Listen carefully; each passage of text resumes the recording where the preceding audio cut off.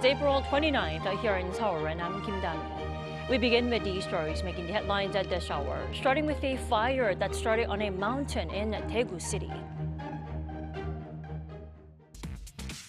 Fire authorities have contained 82% of the blaze that began around 2 p.m. on Monday on Hamjisan Mountain. No casualties have been reported so far, but the blaze has forced at least 2,200 residents in the area out of their homes. The Democratic Party is looking to launch its election campaign committee on Wednesday after confirming its former leader Lee Jae-myung as its presidential nominee over the weekend. The People Power Party is set to unveil the results of the second round of presidential primary voting at 2 p.m. Tuesday. Russian President Vladimir Putin has called for a unilateral 3-day ceasefire in Ukraine to mark a victory day next week, a proposal which has been met with a renewed demand from the U.S. for a permanent ceasefire. The wildfire that broke out on Monday afternoon in Daegu is still burning. Firefighting efforts have achieved an 82% containment rate as of this morning. We now turn to our Kim Jung-sil, who is joining us live on the line. Jung-sil, fill us in. Tommy, the wildfire that broke out in the northern Bukgu district of Daegu district continued to spread overnight, but it has been mostly contained as of this morning. The fire, which started yesterday afternoon, has already affected over 2.6 million square meters of land. As of 8 a.m. this morning, authorities have managed to bring 82% of the fire under control. Now, take a look at this latest situation map. The red lines here show where the fire is still burning, while the yellow lines indicate where the flames have been extinguished. As you can see, a significant portion of the fire line has been contained, reflecting progress in the firefighting efforts. This morning, I spoke with the spokesperson of the Korea Forest Service, Kim Jong-gun, who provided an update on the fire. Take a listen. The fire has affected an area of 260 hectares. So far, 9 kilometers of the 11-kilometer fire line have been contained. The air is extremely dry, and strong winds are fueling the fire. People in forested areas or near the mountains must avoid using any open flames at all costs. Over 700 personnel were deployed to fight the fire last night, and today the number has been doubled. Spokesperson Kim also mentioned that 53 firefighting helicopters and 205 vehicles are also being used in the operation. Now, Tommy, you might wonder how the fire started deep inside the mountain, especially given that the area is close to residential zones and a popular hiking destination. After a series of devastating wildfires across the country, including the deadly Uisong wildfire last month that claimed more than 20 lives, the Hamjisan mountain area was actually designated as a restricted zone to prevent exactly what we're seeing today. Yet, despite the restrictions, the spokesperson confirmed that the fire started within that very restricted zone. Authorities are now investigating how this could have happened. Well, Jung-sil, with the fire now threatening residential areas, how are authorities managing the situation with evacuees? Are there any updates on the safety measures being taken? Yes, Tommy, while no casualties have been reported yet, the situation remains dire due to the fire's sheer proximity to the residential areas. Authorities are urging residents, especially those near Hamjisan Mountain, to stay on high alert. At least 2,200 residents were evacuated to local elementary schools by Monday afternoon, with an additional 660 evacuating this morning. In response to the growing threat, 3 schools near the fire zone have been closed today for safety. With Daegu still under a dry weather warning and strong winds expected throughout the day, firefighting efforts are set to face further challenges. That's all I have for this hour. Back to you, Tommy. All right, Jung-sil, thank you for that update. Now, in other news, the Democratic Party, having officially confirmed its former leader Lee Jae-myung as its presidential nominee, is now in the process of putting together its election campaign committee. Lee has been taking steps to emphasize unity and broaden his appeal to centrist and conservative voters since his first day as a presidential candidate. As part of this effort, the party is set to appoint a former environment minister, Yeoju, a conservative strategist, to one of the top posts in the campaign. He told reporters on Monday that Yoon is someone he has relied on for advice. Now, the party's election campaign committee will officially launch on Wednesday at 2 p.m. And the People Power Party is set to announce the results of the second round of presidential primary voting at 2 p.m. today on Tuesday. At the four-way race between Kim Mun-soo, An Chol-soo, Han Dong-un, and Hong Jun-pyo will end if one of them gets more than 50% of total votes. Voting in the competition took place on Sunday and Monday, with 50% of voters eligible PPP members and the remaining 50% coming from an open survey. Now, if there isn't a winner, there will be a runoff between the top two, with the results coming out at the PPP convention on May 3rd. According to PPP officials, the final voter turnout among party member electors was recorded at around 51%, with around 390,000 members casting their votes. Russian President Vladimir Putin declared a three-day ceasefire to mark the 80th anniversary of Victory Day. A proposal met with another call from the U.S. for a permanent ceasefire amid a frustration over the lack of progress in peace talks between Moscow and Kyiv. Cyndi reports. Russian President Vladimir Putin on Monday unilaterally declared that he would hold a three-day ceasefire from May 8th to the 10th to mark the 80th anniversary of Victory Day. The announcement was made by the Kremlin via a telegram message, adding that the ceasefire was based on humanitarian considerations. It further explained that all military actions will be prohibited during this 72-hour period and called on Ukraine to follow the ceasefire protocols. It warned that if Ukraine violates the ceasefire, the Russian military would respond appropriately and effectively. The temporary ceasefire also comes as U.S. President Donald Trump warned on Saturday that he may consider introducing sanctions against Russia if Putin doesn't intend to end the war. However, the White House on Monday stressed that what Trump wants to see is a permanent ceasefire, adding that the U.S. leader has been frustrated with the lack of progress made in peace talks between Moscow and Kyiv.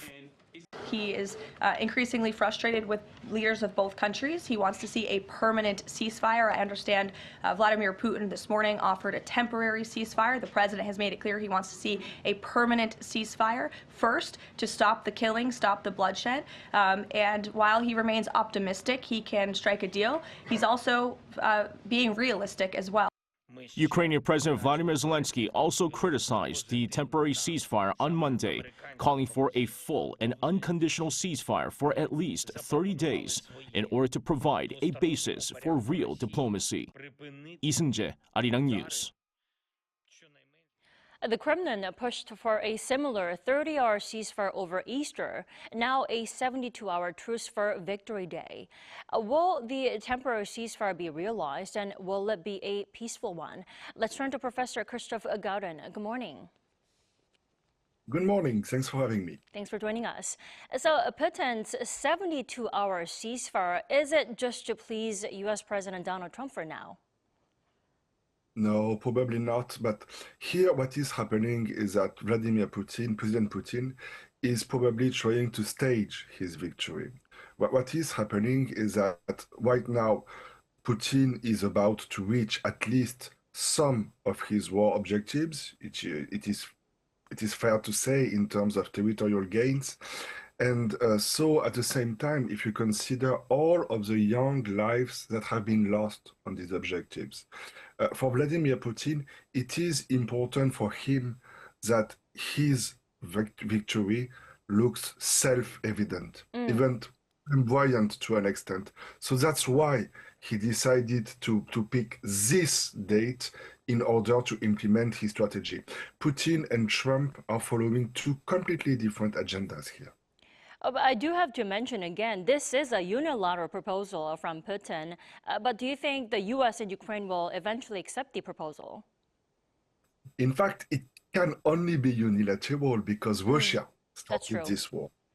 So the only parties that can end it is Russia as well.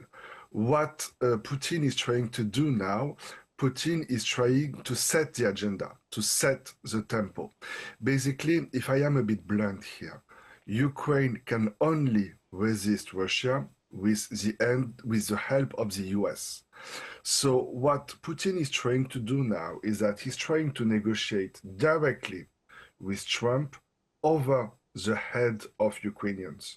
In fact, the message that Putin is sending right now is very simple. It is something like, I can end this war anytime I like, as long as I get what I want. Well, speaking of the Ukraine crisis, Professor Gowden, we have to talk about North Korea's confirmation of its troop deployment to Ukraine. Now, it took Russia and North Korea a good half a year to admit the North's troop deployment to back Russian forces against Ukraine. Now, they had to acknowledge it at some point, but why now? Why this week? First, it couldn't stay hidden forever. The deployment of North Korean troops was so massive that eventually it had to be acknowledged officially. So now to get back to your question, why now? Why now? Well, basically here it is because Russia, again, is setting the tone. Vladimir Putin is, in fact, having relatively few allies all over the world. He has great partners like China, but close allies, not really. So he's trying to push North Korea ahead because that's a way for him to show he's not alone.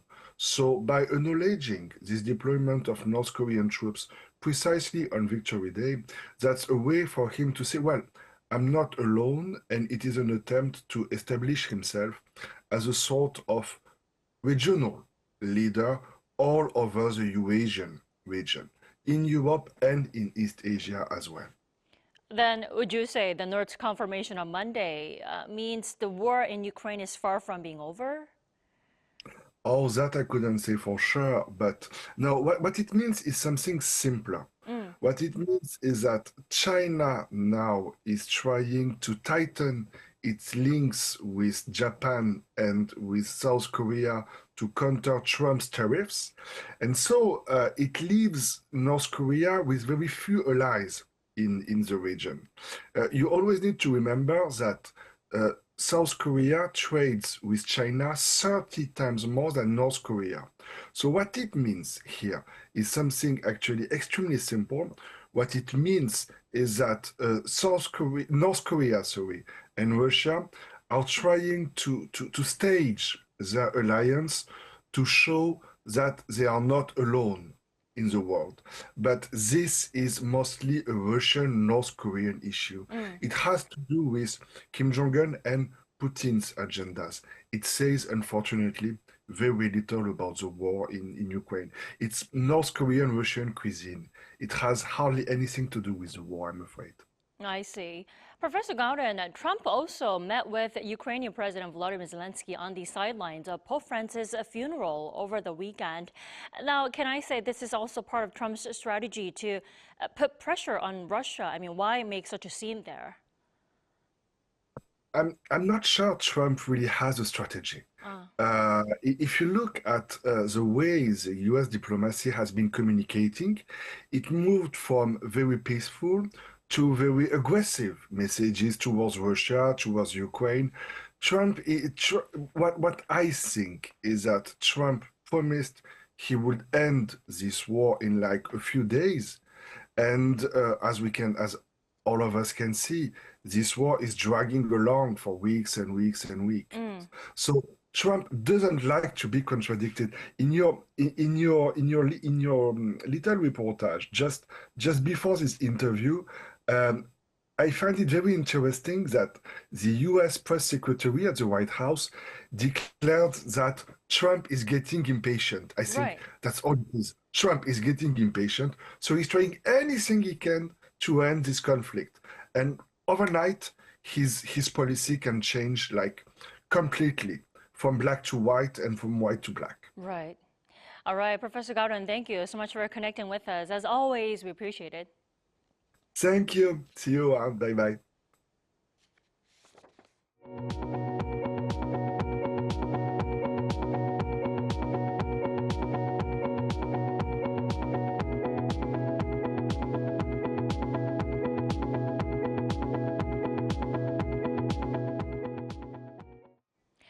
U.S. Treasury Secretary Scott Bessent on Monday shared his optimism with regard to trade talks with South Korea. Speaking to CNBC, Bessent stressed that negotiations with Seoul have been going very well, adding that Washington's had very substantive negotiations with Tokyo.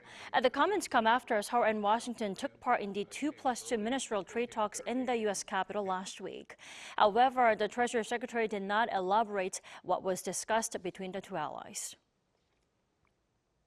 It's K-Royal Culture Week here in Seoul this week. Palaces across Seoul are wide open for anyone in the city to experience what it was like to live the royal life of the centuries-old Joseon Dynasty. Our Choi Soo-hyung takes us there.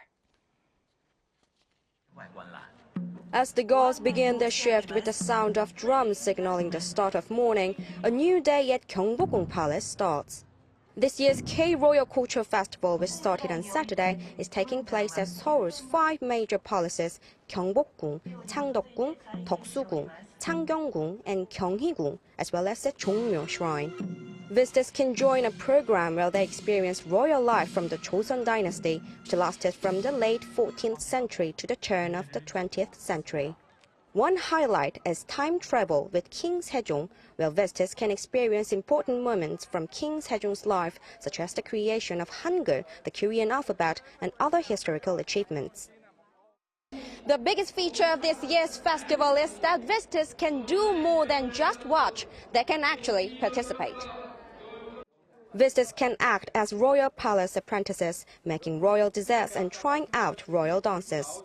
And they can experience daily life as it was about 500 years ago. My friend invited me to join the program. The weather was so great, and when I tried it myself, it was easy and so much fun for anyone to enjoy. This year is the 11th edition of the festival.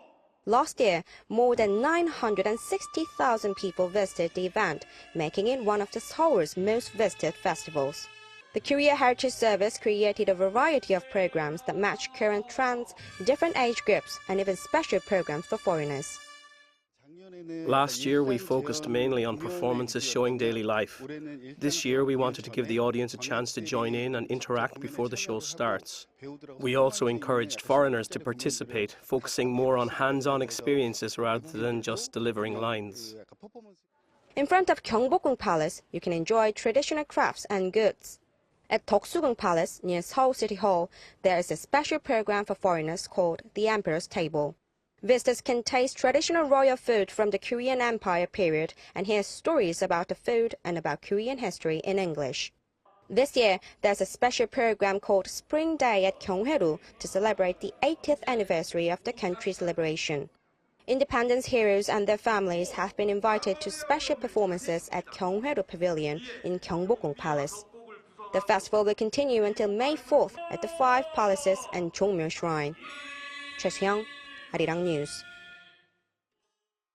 And now, if you're looking to take in all the spring warmth a little farther away from the capital but closer to the nature, down in Yeoju City, a suspension bridge spanning Namhangang River is also set to open this Thursday. Our Cha Yoon-kyung has more.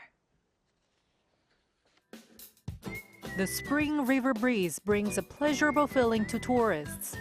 A suspension bridge spanning the Namhangang River boasts of grand and beautiful features. This is the first suspension bridge over the Hangang River with a length of 515 meters and an average height of 30 meters, providing magnificent panoramic views of the river. We are shivering since it is very high up here, and I think it is a great place to visit with the family since it has beautiful landscapes. Visitors can experience the thrill of looking through the bridge's glass floor, where people can view the river, and at the media glass, which looks like it is breaking when people step on it. There's a special zone at the center of the bridge where a person can propose to their loved one. People can also find an elevator for transportation of the disabled and elderly. It is great for both adults and children to walk around here on the suspension bridge since it is not steep. It's fun and has wonderful views. Around the suspension bridge, tourists can explore the 1,000-year-old Shiluksa Temple and Kumumore camping, adding more things to see and enjoy. We declare the year of 2025 as the first Visit Yeoju year with the completion of the suspension bridge. We are planning to make Yeoju a brand new city by attracting more than 6 million tourists. Based on the opening of the Yeoju Ceramic Festival, the suspension bridge will officially open on the first day of next month after final safety inspections are carried out by the end of April. 차윤경, Arirang News.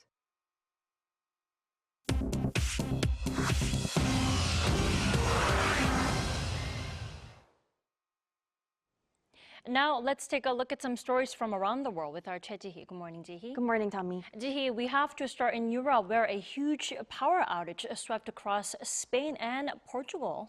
Sure. On Monday, a massive power cut hit parts of Spain and Portugal, causing widespread disruption and chaos. A blackout disrupted essential services, halted transportation, and prompted Spain to declare a national emergency. At approximately 12:33 p.m. local time, a widespread power failure struck mainland Spain and Portugal, as well as parts of southwestern France and Andorra. The outage left millions without electricity, causing traffic lights to fail, halting transportation services, and leaving many without access to mobile and internet networks. In Spain, there was a complete shutdown of the national electricity grid, leading to the suspension of all train services. Madrid's international airport also experienced a power loss, causing flight delays and cancellations. It was a similar situation in Portugal. While the cause of the blackout remains under investigation, Portugal's grid operator suggested extreme temperature fluctuations may have led to rare failures in the grid. The Vatican has officially announced that the conclave to elect the next pope will start on May 7th. It will follow the 9-day mourning period for Pope Francis, who died on April 21st. The upcoming conclave will be the largest in history, with 135 eligible cardinal electors under the age of 80 participating. Preparations are underway, including the closure of the Sistine Chapel to the public and the installation of the traditional smoke chimney, which will signal the outcome of each voting round. Black smoke will indicate no decision, and white smoke will announce the election of a new pope. The conclave is expected to last several days, with a 2/3 majority required to elect the new pope. Potential successors include Cardinals Pietro Parolin of Italy, Luis Antonio Tagle of the Philippines, Peter Turkson of Ghana, and Peter Erdo of Hungary. The International Court of Justice in The Hague began hearings on Monday to assess Israel's legal responsibilities concerning the humanitarian crisis in Gaza following the blockade of aid and the cutting of ties with the UN Relief Agency for Palestinians. A United Nations General Assembly request initiated the proceedings to determine whether Israel is violating international law by restricting aid to the Palestinian territories. The ICJ's week-long series of public hearings will focus on Israel's obligations to facilitate humanitarian assistance in Gaza and the West Bank.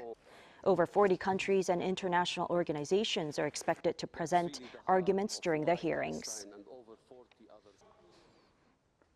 The Rock and Roll Hall of Fame announced its 2025 inductees on Sunday, honoring a diverse group of artists who have influenced the music industry. Among the honorees are Chubby, a Philadelphia-born singer renowned for popularizing the twist, and Cyndi Lauper, celebrated for her hits like Girls Just Want to Have Fun. Inductees are selected by fans and industry experts. Eligible artists must have released their first recording at least 25 years ago. The induction ceremony is scheduled for November 8th in Los Angeles.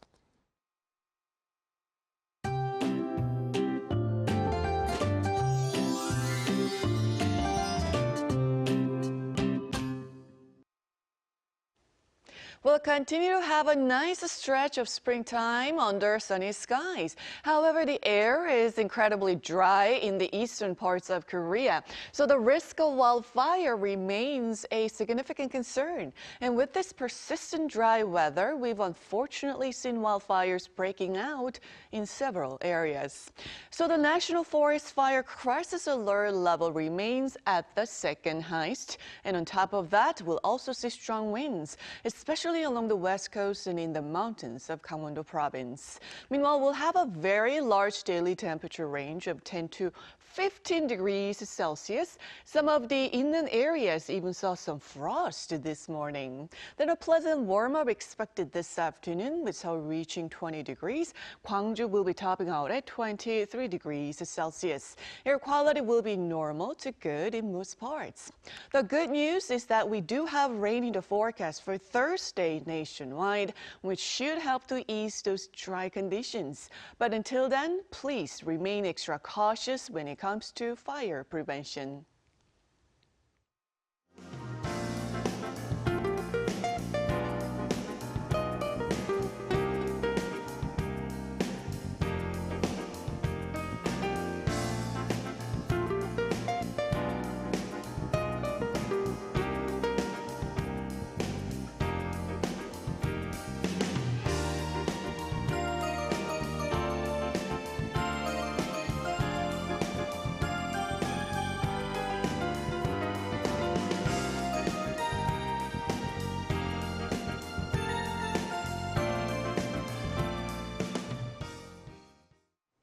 That wraps up our morning edition of Arirang News. We will be back later at 5 p.m. Korea time. Thanks for watching.